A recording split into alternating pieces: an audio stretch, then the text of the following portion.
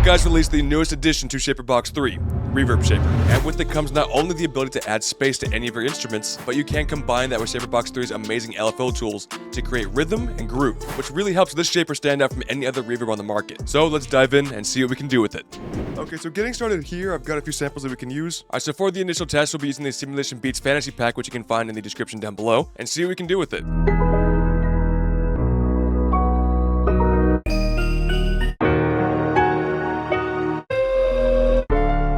We'll try that one out for now, which of course we've got all these stems and the MIDI over here as well. So for everything but the bass over here, I want to actually have a send track to route over there. And now going on over to Shaperbox 3 over here on the Reverb Send, and we can actually put that button right there. And that is how we're going to be starting here today with the dry and wet all the way up to 100. Now the first thing I want to play with over here is going to be what reverb we're using. But now let's go into some different reverbs.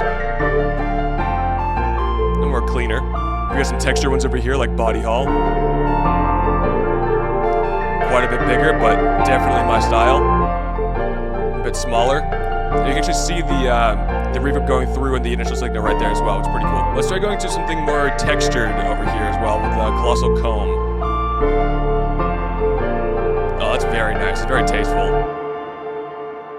Listen to that tail as well. That's always a really good way to really hear that. Just so we can hear the reverb by itself as well. Let's go over here and put it onto there, and then we can mute this.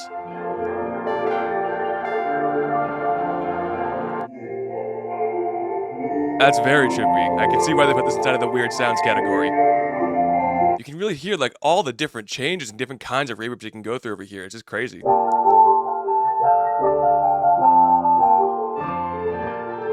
Oh, that's a really cool little texture. Putting that on drums might work out pretty well too. Oh, the lo-fi reflections is so good. So far, they're really liking Body Hall for this specific sample. Okay, but that's only one thing that we can go for over here. We've got a lot of other options for the features. Now, over here is going to be the input volume, which it's a send track, so I want that to be at 100. For the volume, this is where the main shaper is going to be, and where a lot of the fun stuff can really happen and what makes this reverb different than anything else. Go to like rhythm 1. Really cool rhythm stuff over here.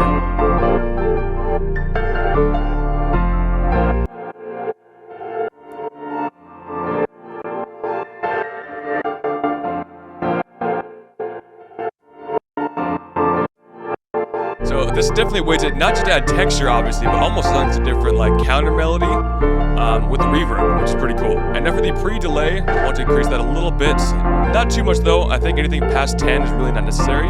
10 to 15 really. But then also going even further, we can go into time synced mode.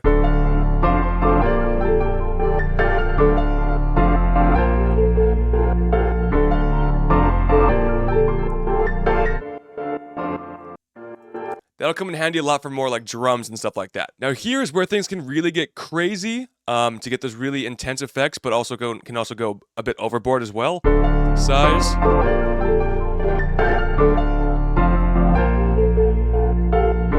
Some width.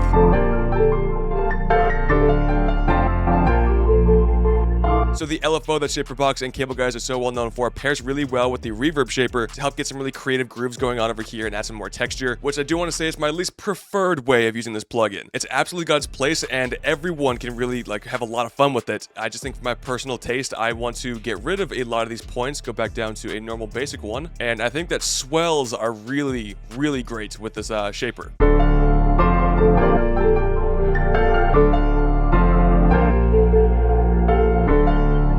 Or even go something even faster, like 1/8.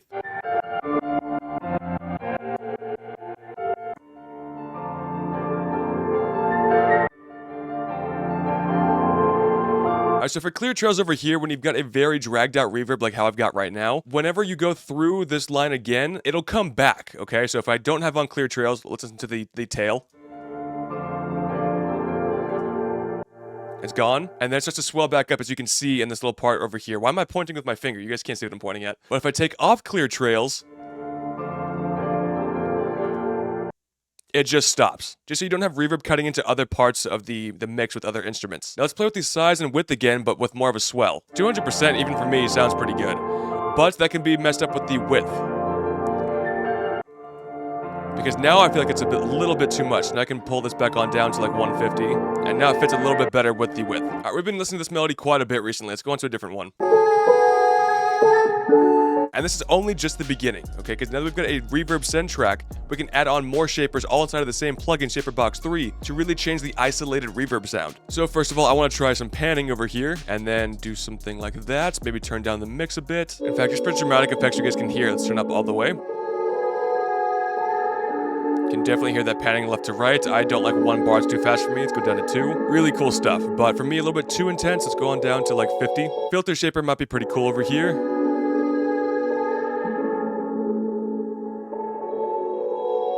That's really cool. I like that effect a lot. And then even add a liquid shaper, and then also a flanger instead.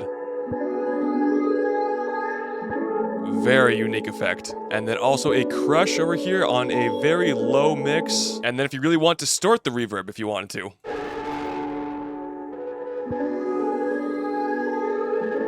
Add in a little bit of noise.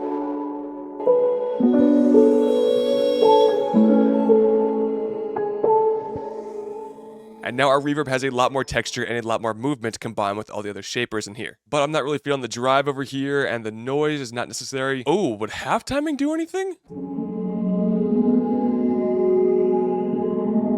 Oh, I like that. That's very atmospheric. Oh, that's really sick. I can get lost in this one. It almost sounds like it's like a whole other pad beneath everything. Let's go into a different track over here. Alright, now for this test, I actually don't want any of these to be a send, so I'll be taking off the melody bus over here, and now everything but the bass will go into here, which will then be going into the bus. And the reason why I want to do that is by going over to Shaperbox 3, I don't want to hit send, just hit plus right there, and now we can talk about the envelope over here a little bit. We'll leave it on band for right now, but also go into free to change up some of the different frequency ranges. And the mode from duck to follow, we'll leave it on duck for right now. So over here now, whenever the sound goes through, we will actually see the volume of the reverb dip down, and hopefully that means it will not be clashing with our original signal. In fact, in that case, I actually do want a longer decay over here. So if that's all that you're planning on doing, you don't really need to have a send over there. Now, of course, you won't be able to apply the different shapers in the same way. It'll be applying to both the input and the output signal. But if all you need is a quick reverb, this is definitely all that you're going to need. And of course, all the other rhythms with the LFO or anything that you paint in like that will still work.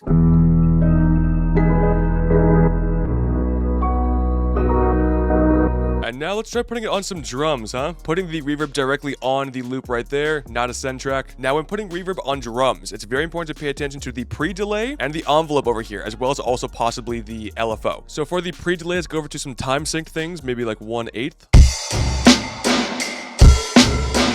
1/16. Already getting some pretty cool slapback effects over there. So this one's going to be interesting, okay? So let's go and find where the snare peaks out.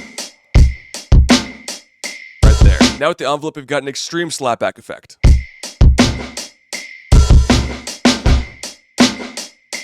Really cool. That's sick, actually. I like that a lot. Adds more like texture in there. So here, I really don't think the reverb's getting in the way of the original signal at all, which is very important because drums in modern music need to remain very punchy. Of course, it's more important in some genres than others, but still, you generally want to keep your drums pretty clean. Now let's go on over to duck over here as opposed to follow. So now whenever something reaches the threshold over here, it will dip down the volume instead.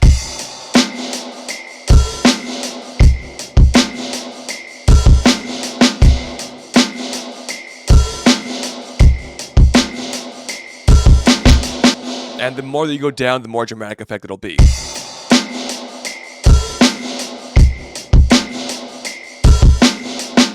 Let's go and turn off the envelope for the volume over here. Now going on over to the input and turning it on for the input right here.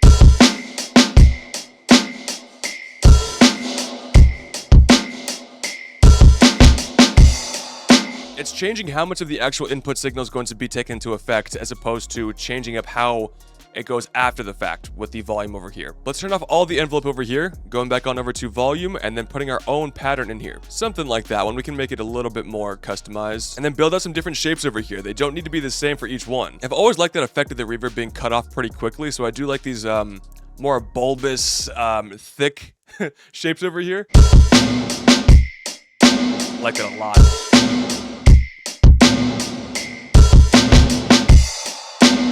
That's sick. That's so cool. Okay, over here, also very important that I just realized, get rid of the clear trails. Very important here for turning that on. others will keep on coming back whenever we reach this point of the LFO again. All right, so for me personally, I love to like layer my drums and everything. So for this test right here, I want to have a send track for the drums. So I want to make room for the kick. And now we'll be sidechaining our kick pattern on over to our send track. Sidechain.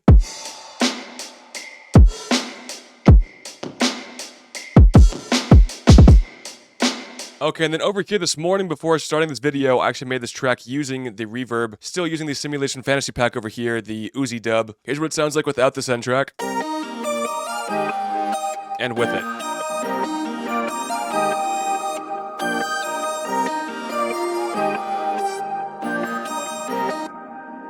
And that was with the settings over here. I use the send for the reverb, that way I can make different changes to the reverb, like this one with the filter shaper, panning, crusher, and liquid shaper like we did before. Didn't really add any rhythm with the LFO or anything like that, and then use the lo-fi reflections reverb, really my favorite one here so far.